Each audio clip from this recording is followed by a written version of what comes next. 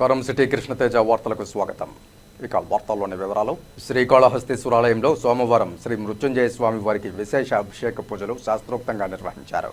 వాయులింగేశ్వరుడి సన్నిధిలో సోమవారం నాడు ఆలయంలో రాహుకేతు సర్పదోష నివారణ పూజలు, శనేశ్వర స్వామి వారి అభిషేకాలు, స్వామివారికి రుద్రాభిషేకాలు, వివిధ రకాల ఆర్జిత సేవల్లో భక్తులు అధిక సంఖ్యలో పాల్గొన్నారు. దీంతో భక్తులతో ఆలయ పరిసరాలు కిటకిటలాడాయి. మృత్యుంజయ స్వామి వారి అభిషేక సేవను చేపట్టారు. ఆలయ అర్చకులు, వేద పండితుల ఆధ్వర్యంలో కలశ స్థాపన పూజలు నిర్వహించి మృత్యుంజయ స్వామి వారి మూల విరాట్టుకు వివిధ రకాల సుగంధ ద్రవ్యాలతో వేదోక్తంగా అభిషేకం నిర్వహించారు. అనంతరం దివ్యాలంకారాలు చేసి ధూపదీప నైవేద్యాలు నివేదించి పూర్ణహారతులు సమర్పించారు. సంపూర్ణ ఆయురారోగ్యాలతో ఉండాలని మృత్యుంజయ స్వామి వారికి అభిషేక సేవను భక్తులు నిర్వహించుకున్నారు. ఈ కార్యక్రమంలో AEO Lokesh Reddy, temple superintendent Nagabhushanam Yadav, temple inspector Hari Yadav, PRO Satish Malik, ఆలయ అధికారులు పాల్గొన్నారు. పాఠశాలను విలీనం చేయవద్దని గ్రామస్తులు, విద్యార్థులు నిరసన వ్యక్తం చేశారు. పలమనేరు మండలం కొలమాసనపల్లి పంచాయతీ అయ్యంరెడ్డిపల్లిలో ఉన్న పాఠశాలను విలీనం చేయవద్దని గ్రామస్తులు పాఠశాల గేటుకు తాళం వేసి నిరసన వ్యక్తం చేశారు. అయ్యంరెడ్డిపల్లి ప్రాథమిక పాఠశాలలో 20 మంది విద్యార్థులు చదువుకుంటున్నారు. ఈ పాఠశాలను శ్రీరంగరాజపురం గ్రామంలో ఉన్న ప్రాథమిక పాఠశాలలో విలీనం చేయాలని అధికారులు ఆదేశించారు. ఈ 2 గ్రామాల మధ్య 2 కిలోమీటర్ల దూరం ఉంటుందని, దారి పొడవునా వాగులు, వంకలు దాటుకుని వెళ్లాల్సిన పరిస్థితి ఉందని, వర్షాకాలంలో అనేకసార్లు వాగులు పొంగి వరద నీరు రోడ్డుపై ప్రవహించిందని, 2 ఊర్ల మధ్య తగ్గు ప్రాంతమైనందున చిన్నపాటి వర్షానికే వరద నీరు రోడ్డుపైకి వచ్చి చేరుతోందని, ఈ నేపథ్యంలో చిన్నపిల్లలను బడికి ఎలా పంపించాలని గ్రామస్తులు ప్రశ్నిస్తున్నారు. ఇప్పుడున్న పాఠశాలనే కొనసాగించాలని, లేదంటే పిల్లలను బడి మాన్పించడం తప్ప మరొక దారి లేదంటూ విద్యార్థుల తల్లిదండ్రులు ఆవేదన వ్యక్తం చేస్తున్నారు. ప్రభుత్వం స్పందించి అయ్యంరెడ్డిపల్లిలోనే పాఠశాలను కొనసాగించాలని గ్రామస్తులు కోరుతున్నారు.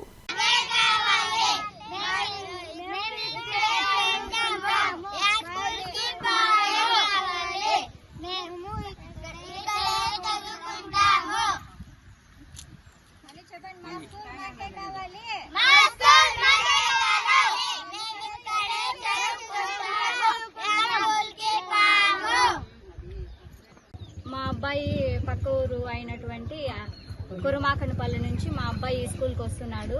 ఈ స్కూల్కి రావాలంటే పక్కన అక్కడ ఒక వాగు దాటుకొని ఇక్కడికి రావాలి. ఇప్పుడు ఇక్కడ నుంచి స్కూల్ ఎస్ఆర్పురం షిఫ్ట్ చేస్తున్నారు. అలా షిఫ్ట్ చేసినప్పుడైతే ఇక్కడ నుంచి మళ్ళీ 2 వాగులు దాటుకుంటూ పక్క స్కూల్కి వెళ్ళాలి. చిన్న పిల్లలు ఇక్కడ నుంచి అక్కడికి వెళ్ళాలంటే చాలా ఇబ్బంది వస్తుంది. అక్కడ నుంచి ఇక్కడ రావాలంటే మా పిల్లలకి సేఫ్టీ కూడా లేదు, కానీ పిల్లల్ని పంపిస్తున్నాము. కానీ ఇక్కడ నుంచి మళ్ళీ అక్కడికి వెళ్తున్నారంటే చాలా ఇబ్బంది అవుతుంది. దయచేసి మా పరిస్థితి కొంచెం అర్థం చేసుకొని మా పిల్లల్ని మా స్కూల్లోనే ఇక్కడే పెట్టాలని కోరుకుంటున్నాం. మాది అయ్యంరెడ్డిపల్లి విలేజ్. మా పిల్లలు ఇక్కడ చదువుతున్నారు. మా పిల్లల్ని 5వ క్లాస్ 3వ తరగతి పిల్లల్ని ఎస్ఆర్పురం స్కూల్కి మార్చినారు. అక్కడికి పోవాలంటే పిల్లలు 2 వాగులు దాటుకొని పోవాలా. పిల్లలకి ఇబ్బంది అవుతుంది. పిల్లలకి బ్యాగ్స్ కానీ బుక్స్ కానీ ఏమీ రానివ్వడం లేదు. ఇక్కడికి మేము స్కూల్ గేట్లన్నీ బంద్ చేసినాము. మా పిల్లలు ఇక్కడే చదవాలని మేము అందరినీ అడుగుతున్నాము.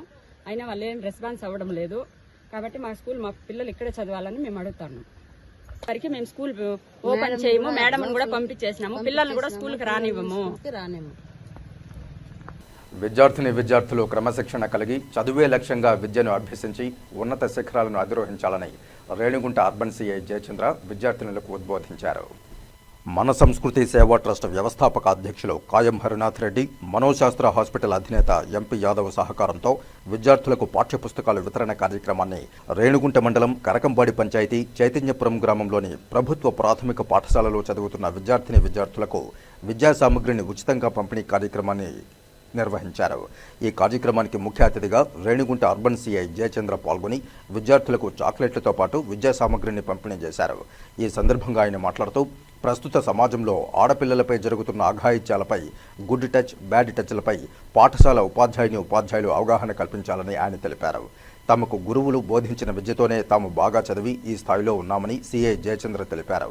చిన్నతనం నుంచి చదువే లక్ష్యంగా బాగా చదువుకుని ఉన్నత స్థాయికి ఎదగాలని విద్యార్థులకు ఉద్బోధించారు.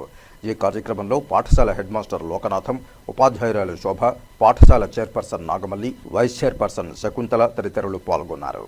ఈరోజు రేణిగుంట మండలం చైతన్యపురం ఎస్టీ కాలనీ ప్రాథమిక పాఠశాల నందు దాదాపు 60 మంది విద్యార్థులకు మన సంస్కృతి సేవా ట్రస్ట్ ఆధ్వర్యంలో మనోశాస్త్ర హాస్పిటల్ అధినేత డాక్టర్ ఎంపీ యాదవ్ గారు సహకారంతో పిల్లలకు విద్యా సామగ్రి అందించడం జరిగింది.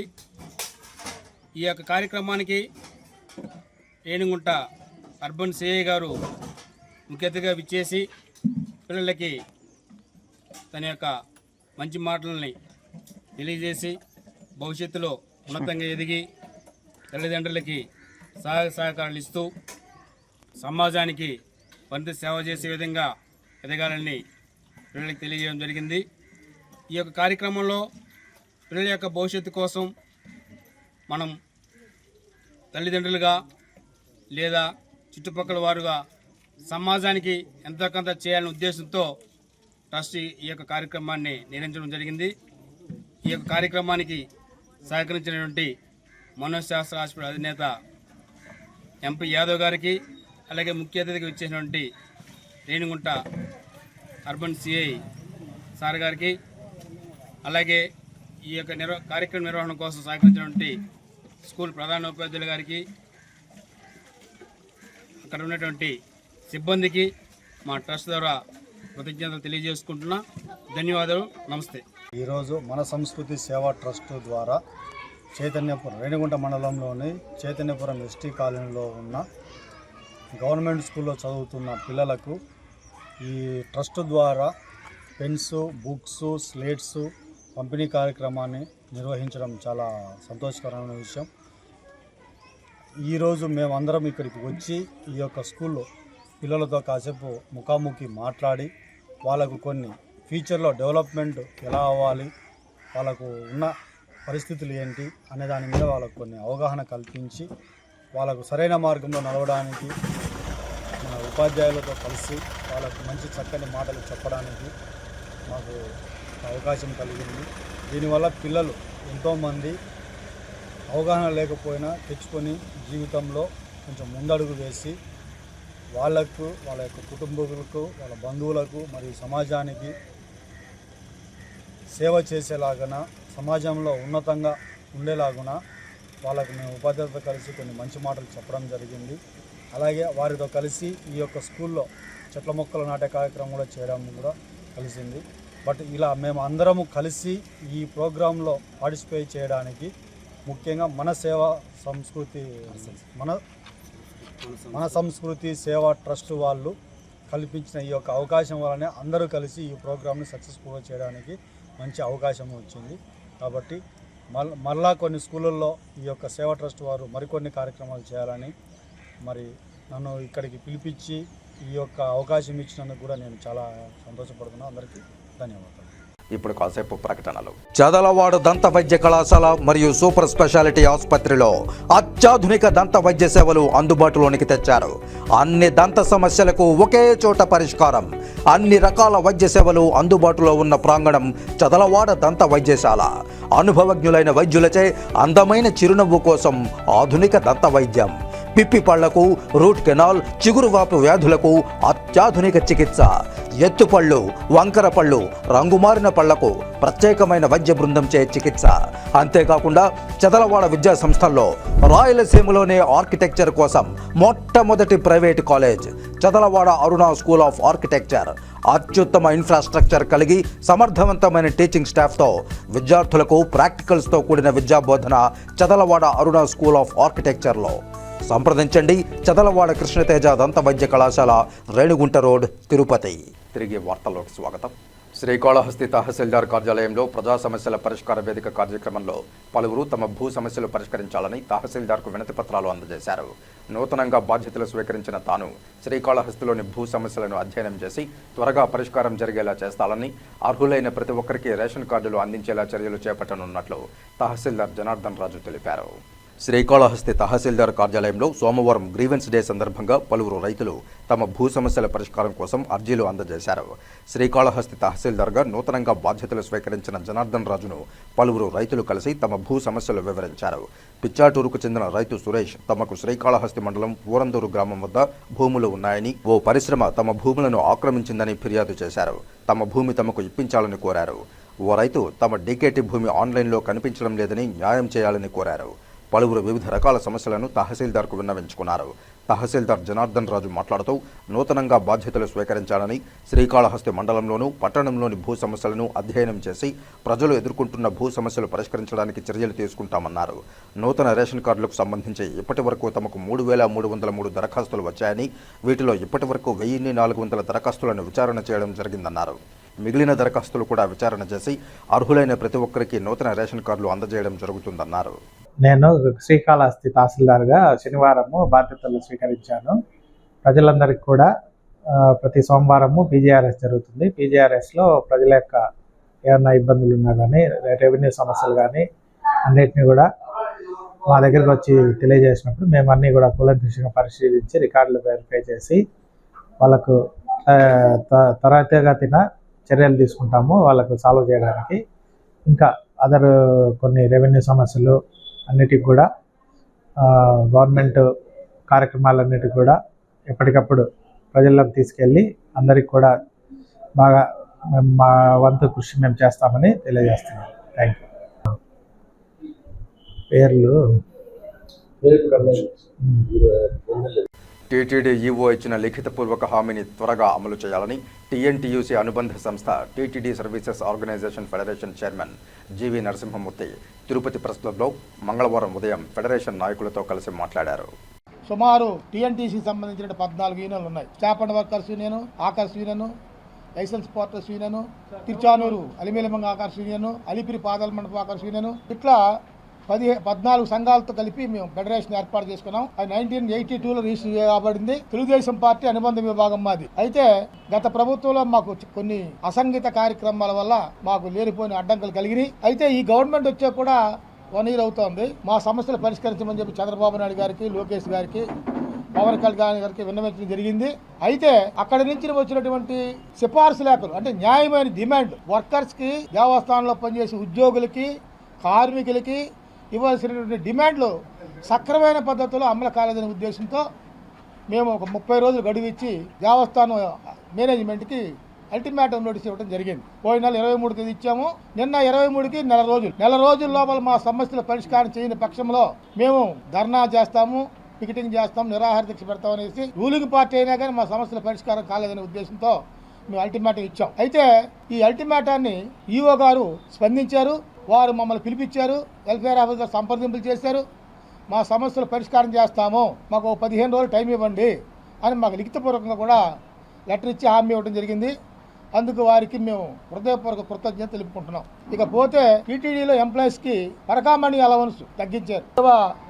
శ్రీ ఎగ్జిక్యూటివ్ ఆఫీసర్ గారు శ్యామలరావు గారు మా సమస్యల పరిష్కారం చేస్తానని చెప్పేసి ఇచ్చినటువంటి హామీ పత్రం. దీనివల్ల వారు ఇచ్చినటువంటి హామీ వల్ల మేము ఈరోజు 24వ తేదీ చేయాల్సినటువంటి కార్యక్రమాన్ని తాత్కాలికంగా వాయిదా చేయడం జరిగింది. అయితే మీకు అందరికీ ప్రెస్ నోట్ ఇవ్వడం జరిగింది. దీంట్లో దగ్గర 24 డిమాండ్ ఉన్నాయి. ఒకటి ఏంటంటే ముఖ్యంగా టీటీడీ సర్వీస్ ఆర్గనైజేషన్ ఫెడరేషన్కి 1990లో మీ అందరికీ తెలుసు తిరుపతి 2వ సత్రం వద్ద గల 2-3 సత్రాల దగ్గర ఒక టీఎన్టీసీ ఆఫీస్ ఇచ్చి ఉన్నారు. అయితే గత ప్రభుత్వం కక్షగట్టి ఆ ఆఫీస్ ఖాళీ చేయమని మాకు ఒత్తిడి ఇచ్చారు. మేము ఖాళీ చేయలేదు. ఇంకా కొట్టేస్తారని బదిలితే మేము కోర్టుకు వెళ్ళడం జరిగింది. అయితే వాళ్ళు ఏం చేశారంటే కార్యక్రమాలు జరగకుండా చెత్త, మట్టి, గేట్ కట్టంగా వేసేయటం, కరెంట్ కట్ చేయటం, నీళ్లు రాకుండా చేయటం వల్ల గత 4 సంవత్సరాలుగా అది మూతపడిపోయింది. అదేవిధంగా తిరుపతి మహిళా కార్మిక సంఘం ఆఫీస్ కూడా టీఎన్టీసీది, శ్రీనివాస్ కళ్యాణ మండపం దగ్గర ఉండేది. ఉత్తర గేట్లో సీపర్లకి గంపలు, చీపుర్లు, బీసింగ్ పౌడర్ కూడా నిలిపేశారు. గత ప్రభుత్వంలో తెలుగుదేశం పార్టీ వాళ్ళ కక్షతో నిలిపేసి గేటుకి అడ్డంగా ఒక 2 లారీలు చెత్త దోసేసి కరెంటు, నీళ్లు కట్ చేసి ఇటువంటి సమస్యల పరిష్కారం కోసం మేము నోటీస్ ఇవ్వడం జరిగింది. అందువల్ల దీంట్లో 14 డిమాండ్లు ఉన్నాయి. ఈ 14 డిమాండ్లు కూడా మీకు అందరికీ ఇవ్వడం జరిగింది. ఈ సమస్యల పరిష్కారం కోసం ఒక 15 రోజులు యాజమాన్యానికి మేము టైం ఇస్తున్నాం.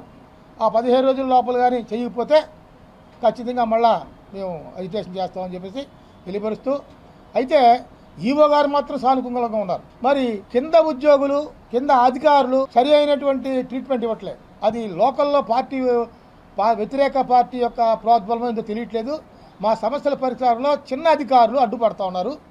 అటువంటి పరిస్థితులు ఇంకా రాకుండా చూసుకోవాల్సిందిగా మేము హెచ్చరిస్తున్నాం.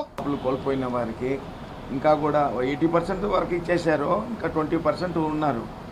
వాళ్ళకి న్యాయం జరగడం లేదు. వాళ్ళు ఇప్పుడు సూరాపురం తోట 1988లో డెమాలిష్ చేసినారు. అప్పుడు హామీ ఇచ్చినారు, అయ్యా ఇంటికి ఒక ఉద్యోగం ఇస్తాము అనేసి. మన పెరిగిన తోట ఇంకా చంద్రబాబు తోట ఆడ అందరికీ ఉద్యోగాలు ఇచ్చారు, పాచికాలు వాళ్ళకు కూడా. కానీ మనకు మన వాళ్ళకి ఇంతవరకు ఇవ్వలేదు. దానిపైన 1992లో కోర్టుకు పోయినారు.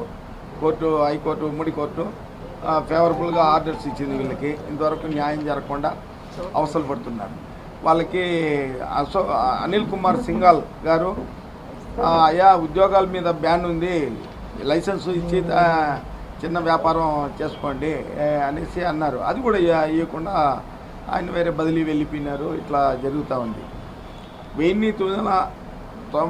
2011లో ఒక స్పెసిఫైడ్ అథారిటీలో 203 తీర్మానం చేశారు. ఏమని, ఇంకా స్థానికులకి ఏమీ ఇవ్వాల్సిన పని లేదు, అన్నీ ఇచ్చేసినాము అట్లా ఇట్లా అని. బాధితులు ఇంతమంది ఉండగా కనీసం విచారణ లేకుండా 3 కూర్చొని ఐఏఎస్ ఆఫీసర్లు ఆ విధంగా తీర్మానం చేసి అన్ని కోర్టులకు పోయినా కూడా ఆ తీర్మానాన్ని చూసి ఫెయిల్యూర్ అయిపోతుంది చాలా కేసులు. ఈ 203 తీర్మానాన్ని దయచేసి పునఃసమీక్షించి బాధితులకి అందరికీ న్యాయం చేయాల్సిందిగా కోరుచున్నాను. ఓం నమో వెంకటేశాయ. అందరికీ నమస్కారములు. అన్నమాచార్య ప్రాజెక్టు తిరుమల తిరుపతి దేవస్థానం నందు సంకీర్తనల ప్రచార నిమిత్తమై ఏర్పాటు చేయబడింది. అందు దాదాపు 300 మంది కళాకారులు గత 24 సంవత్సరములుగా పనిచేస్తున్నాము. మాకు మొదటి నుండి ప్రోగ్రాంకి ఇంత అమౌంట్ అన్నట్లు మన టీటీడీ యాజమాన్యం నిర్ణయించిస్తున్నారు. అట్టి విధానాన్ని రద్దు చేసి నెలసరి జీతాన్ని ఏర్పాటు చేసి మమ్మల్ని టీటీడీ ఉద్యోగస్తులుగా గుర్తించి న్యాయం చేయవాలని చెప్పి ఎన్నోసార్లు మేము అధికారులను విన్నవించుకున్నాం. అయితే పట్టించుకున్న తరుణంలో మన నారా లోకేష్ గారి మంత్రివర్యులు అయితేనేమి, సీఎం చంద్రబాబు నాయుడు గారి దృష్టికి కూడా తీసుకెళ్ళడం జరిగింది. వారు సానుకూలంగా స్పందించి మా సమస్యను పరిష్కారం చేయమని, మీ యొక్క పరిధిలో వీళ్లకు పనులన్నీ చేయవలసిందిగా అక్కడి నుంచి ఉత్తర్వులు పంపించున్నారు. అయితే నేటికి మాకు ఎటువంటి పురోగతి లేదు. కావున వెంటనే మన ఈవో గారిని సంప్రదించిన ఖచ్చితంగా చేస్తాము అని హామీ ఇచ్చారు. మా కళాకారులందరి తరఫున కూడా ఈవో గారికి, టీటీడీ యాజమాన్యానికి, చైర్మన్ గారికి ధన్యవాదాలు చెప్పుకుంటున్నాను. ఓం నమో వెంకటేశ్వర. ఈ వార్తలు ఇంతటితో సమాప్తం. రాత్రి 8:30 ప్రసారం అయ్యే సిటీ కృష్ణతేజ వార్తల్లో సమగ్ర సమాచారంతో మళ్ళీ కలుసుకుందాం. అంతవరకు సెలవు. నమస్కారం.